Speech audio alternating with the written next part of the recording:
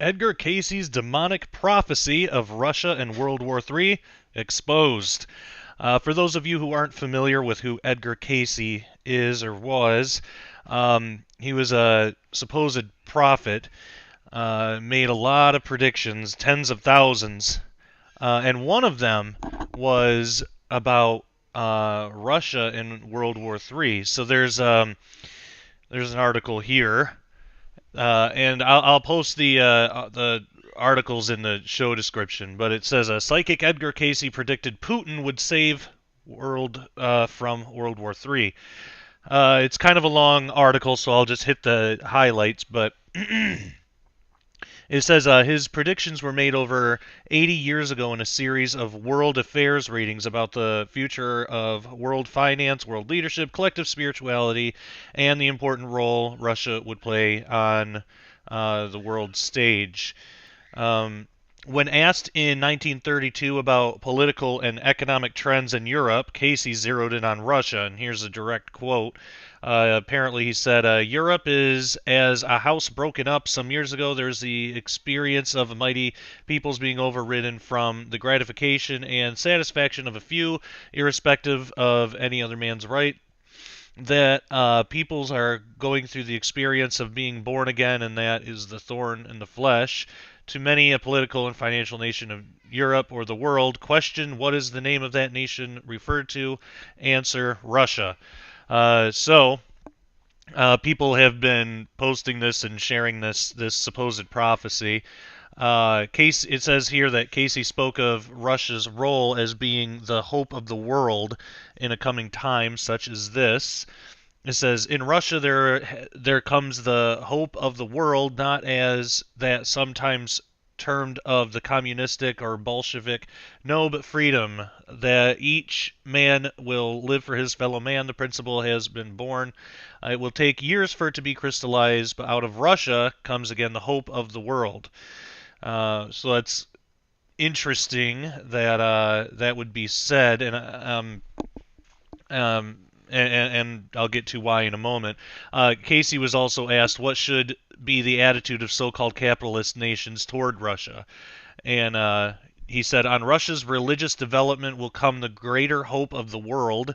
Then that one or group that is the closer in its relationship may fare the better in the gradual changes and final settlement of condition as to the rule of the world. Then it says 6 months later, additional information was presented that helped clarify his original prediction. And he said, out of Russia, you see, there may come that which may be the basis of a more worldwide religious thought or trend. And it says, when Hugh Lynn Cayce asked about the Russian situation in June of 1938, he was told, a new understanding has and will come to a troubled people here because of the yoke of oppression, because of the self-indulgence has arisen another extreme only when there is freedom of speech, the right to worship according to the dictates of the conscience. Until these come about, still turmoils will be within. Um, let's see. Here's another quote. Aristotle even goes as far as to say that common sense is where um, where consciousness originates. So if a society is lacking in common sense and there's little to no conscience, morality, empathy, consciousness, creativity, taste, discernment, or love, how does one propose to govern such a population? Speaking on the current state of U.S. and Russia relations at a recent summit, Putin said regarding America, you must rise above the endless desire to dominate. You must stop acting out of imperialistic ambitions. Do not poison the minds of millions of people like there can be no other way but imperialistic politics. So Putin said that. Um, Says that Cayce also made comments about America's future moral decay. In the final World Affairs reading given on June 22nd, 1944, less than 6 months before Edgar's death, he addressed the spirit and the sin of America, and he says, what is the spirit of America? Most individuals proudly boast freedom. Freedom of what? When ye bind men's hearts and minds through various ways and manners, does it give them freedom of speech, freedom of worship, freedom of want? In the application of these principles American may boast, but rather is that principle being forgotten, and that is the sin of America. So it also says here that Cayce also predicted the possibility of a third world war. He spoke of strifes rising in Libya and Egypt and Ankara and in Syria through the straits around those areas above the Persian Gulf. And then it lists some sources here. My whole thing on Cayce, I know that a lot of people seem to like him, even some Christians, because there are things in his story that Christians can relate to. Even on this, there's a monument thing that says, famous prophet Edgar Cayce, psychic counselor and healer, accepted nationally. He was one of the best known in the field. A humble and religious man, he never profited from predictions, used his reputed gift of extrasensory perception, including medical diagnoses, to better man's understanding of God's purpose for him here on Earth, and then born 1877, died 1945. So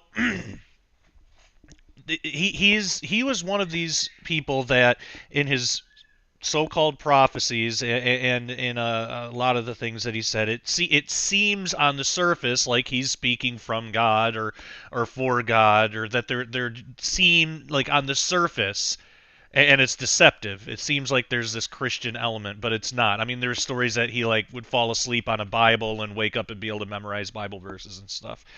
But there's not, because you just got to look at the types of stuff that he says about spirituality, and it's completely anti-biblical. And the thing is, and this is why I say that it's a demonic prophecy.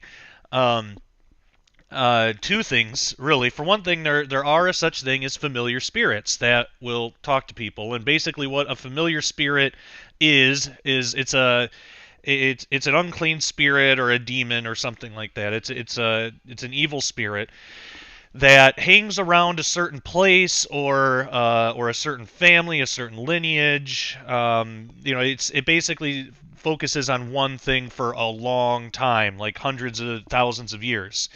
And because of that, it knows certain things. It picks up on trends, picks up on patterns, or it knows the plan of the enemy. It knows what the plans are, because there's a spiritual component. Ephesians 6 tells us all about that, behind all these things, even the running of the nations. There's a spiritual force behind all that, these decisions that get made. So the enemy, the spiritual enemy, our true enemy, like the Bible tells us, they have a plan, and sometimes they will have these familiar spirits or demons. They will let them in on their plan and say, okay, go tell this person, then this person's going to think he's a psychic because he's making this prediction that comes true, but really he's not telling the future. It would be like, if this is like a dumb example, but it's the same sort of thing. Like if I told my wife that I was going to go to the store tomorrow to pick up some eggs or something, and then she went and told somebody that doesn't know me, oh, I know my husband's going to go to the store tomorrow. And then when I actually go, is that a prophecy? No, she just knows that because I told her that's what I was going to do. That's the same thing with a lot of these psychics and a lot of things like that. When they're in communication with familiar spirits, it's the same sort of thing that's happening. Of course, there's a lot more to it than that, but that's the basic idea. So, all of these spiritual components behind these political powers in the nations and everything, they're fully equipped to be able to set stuff up and then, say what their plans are ahead of time by, 100 years or something, and then a supposed prophet speaks on it, and, if it happens, then they're congratulated. And the thing is, if it doesn't happen, that's pretty much ignored, because there have been a lot of prophecies that Edgar Cayce had put out there that didn't come true. A lot of them. And the Bible says that a true prophet will have 100% accuracy. The Bible itself has 100% accuracy in prophecy. Yet that's largely ignored by the world. People will flock to people like Edgar Cayce, who has at best, I mean the and this is a high estimate, but at best 80% accuracy, and it's not even close to that. The reality of it, it's not even close. But best case scenario, like the best statistic on that is about 80% accurate. Well, what about 100%? The Bible has 100% accuracy on prophecy. So anyway, there's this other article that I found, the many failed Edgar Cayce prophecies, and I thought this was interesting because the spirits that these people are in communion with, or in communication with, they're not always right. It's weird. They seem to not always be able to get their story straight. So they're wrong sometimes. Or, the enemy will try to plan something and it doesn't work out because, Christians pray about stuff, and prayer can petition God to get involved. And so the enemy's plans don't always work out. So there are false prophecies. It says here, uh, he apparently said that 1933 would be a good year. And this was apparently one of his earlier predictions. He stated that 1933 would be a good year, but the prediction was way off base. In 1933, Adolf Hitler is appointed Chancellor of Germany. Shortly after his appointment, he dissolved the German parliament, which marked the beginning of the Nazi rampage throughout Germany and across Europe. In the U.S., the Great Depression was in full swing, and the global economy hit rock bottom. Lost City of Atlantis, that's a pretty famous one. And I know that some people will point to the Bimini Road thing, but that's not a fulfillment of what he predicted would happen. Cayce was actually fond of the subject of Atlantis, and he made a few predictions about it. Um, One of the predictions stated that an Atlantean death ray would be discovered by the U.S. in 1958. He also predicted that the lost city would rise again in 1968 or 1969. Neither of those predictions ever happened. And some might say, well, maybe the U.S. did find something like that and then just didn't tell us. Well, then what's the point of the prophecy? What's the point? I mean, you could say that about anything. So that doesn't exactly work. A prophecy, if it's going to be helpful or if it's going to validate somebody, you should be able to test against it. So there's that lost state of California. Let's see. According to Cayce, a large earthquake would hit the state of California, causing it and the Baja Peninsula to slide in the Pacific sometime during the 1960s. Even though California does sit on a fault line and is plagued by numerous earthquakes per year, the state and the Baja Peninsula are both fully intact, obviously. Armageddon in 1999, while in his self-induced trance, Cayce predicted that Armageddon would come in 1999. Obviously, Armageddon never came. 1999 had its share of disasters, natural and political, but nothing on the scale of Armageddon. A new Christian China. This one's interesting, and it's predictions like this that make a lot of Christians think that he's okay, or that they can gain some kind of insight from him, because it's not he there were times that he would speak fondly of Christians or the Bible and everything, but you can't go by what people say, because anybody can say anything. You got to go by their fruits, what they're actually teaching, what is their gospel. That's what the Bible says. I've read a lot about Cayce, and because I used to be, years and years ago, I used to be into New Age theology, like really into it. I'm out of it now, thank God. But Cayce was somebody that I would actively study. There's no mention of the gospel of Jesus Christ in his writings. He never pointed people to repentance and salvation in Jesus. It just didn't happen. It was usually inner enlightenment kind of stuff. So anyway, he says here, it says that Cayce predicted that China would become the new cradle of Christianity, and he went on to predict that China would be completely converted to Christianity by 1968.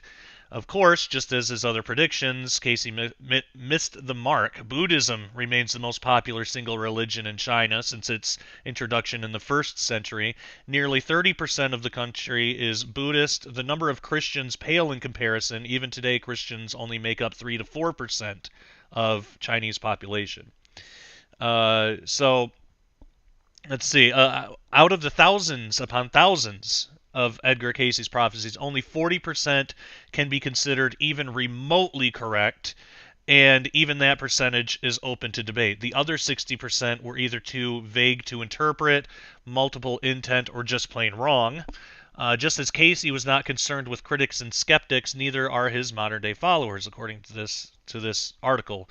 When questioned about flawed or incorrect predictions, modern-day believers simply reply back with a quote from Cayce himself.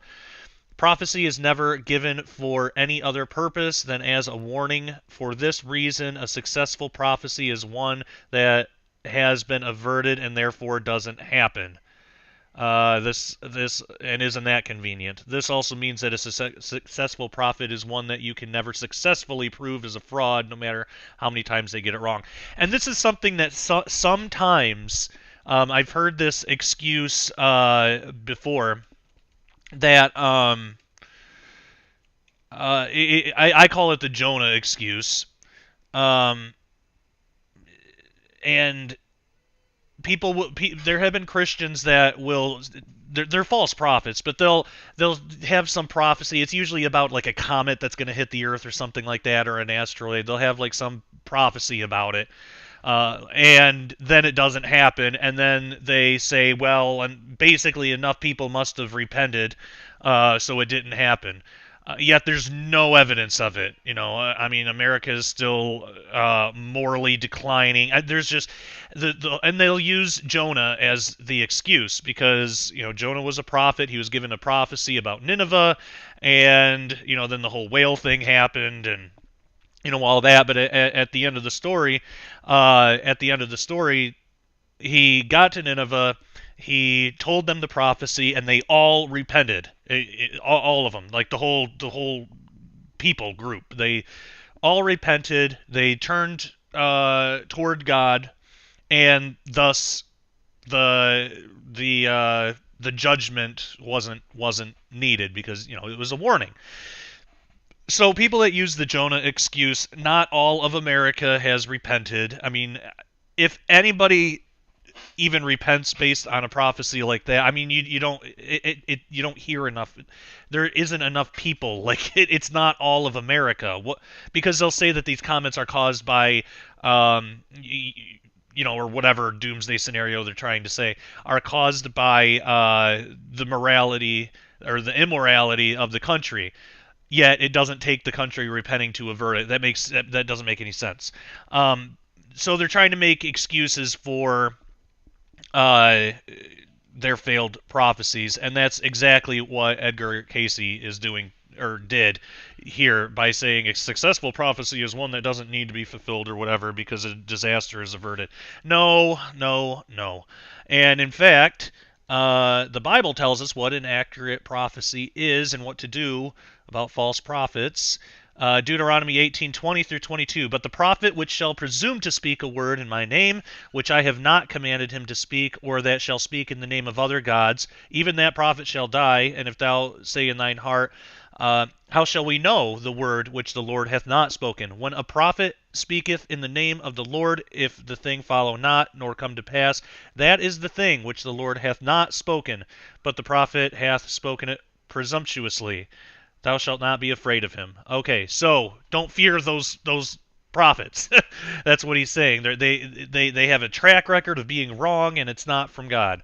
And we're given that there. And even Jesus told us that there would be a lot of false prophets and false teachers that would come in his name. Edgar Cayce's one of them, in my humble opinion. So that is a brief... I mean, that's an extremely brief rundown of a very complex issue, of course, because there are still Christians today that follow the teachings and prophecies of Edgar Cayce. Um, and we're not to do that. So if you want to follow accurate prophecy, prophecy that actually is going to happen, look at the Bible. And you know, a really good book is I'll put the link in the show notes here. It was by Dr. Ken Johnson, and it's 500 prophecies revealed in the Bible or something like that. I'll put the link in the description, but it's really good. It goes through a lot of the prophecies that have already been fulfilled.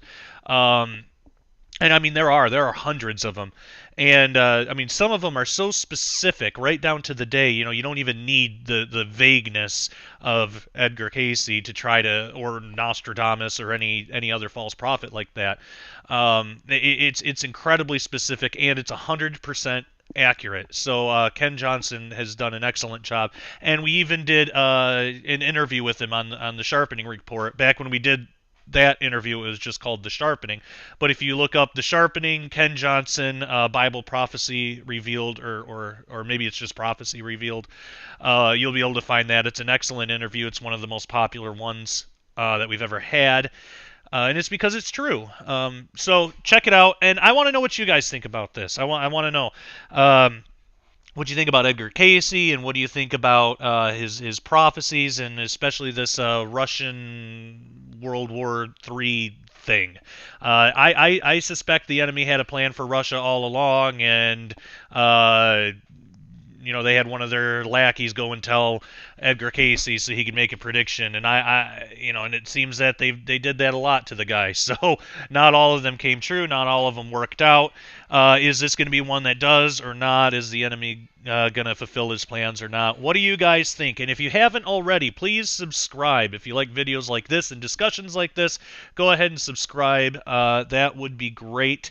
So, until next time. Oh, and I should mention, too, go to ministudyministry.com. That's my website. And for a donation of any amount, you'll get 5 free PDF books of mine. Just put your email address, and that's all through October, so you only got a couple more days, maybe like 1 or 2 by the time that this actually airs.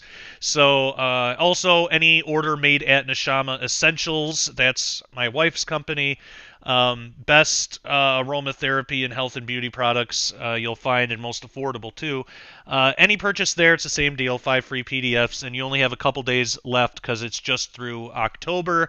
November 1st it will be done. So okay, so all that being said, please subscribe, leave a comment, rate this, share it, all that fun stuff. Get involved. That would be awesome. And I appreciate you watching the videos. As always, take care, and God bless.